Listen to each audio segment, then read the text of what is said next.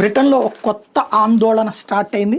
మహిళ నిర్వచనం గురించి బ్రిటన్ సుప్రీంకోర్టు ఇచ్చిన తీర్పు మీద నిరసనలు వెలువెత్తడం. లండన్లోని పార్లమెంట్ స్క్వేర్ దగ్గర ఆదివారం వేలాది మంది ట్రాన్స్జెండర్లు భారీ ర్యాలీ నిర్వహించారు.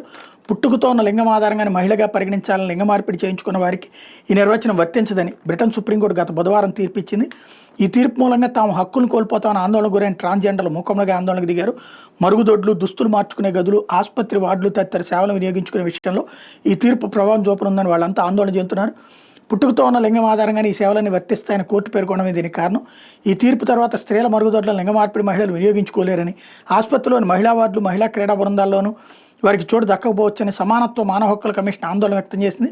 స్కాట్లాండ్ పాలక మండలిలో మహిళలకు 50% రిజర్వేషన్లు కల్పిస్తూ 2018లో స్కాట్లాండ్ పార్లమెంట్ చేసిన చట్టం నేపథ్యంలో తాజా తీర్పు వెలువడింది. ట్రాన్స్జెండర్ మహిళలు కూడా లింగ నిర్ధారణ సర్టిఫికెట్తో ఆ కోటాను వినియోగించుకోవచ్చని పార్లమెంట్ పేర్కొనడం మీద కోర్టు వివేదించింది. లింగ నిర్ధారణ సర్టిఫికెట్ల వల్ల స్త్రీ పురుష నిర్వచనాలు గందరగోళం నెలకొందన్న కోర్టు 2010 సమానత్వ చట్టం పేర్కొన్న వివక్ష వ్యతిరేక నిబంధనలో పుట్టుకతో వచ్చిన లింగాన్ని పరిగణలోకి తీసుకోవాలని తేల్చి చెప్పింది.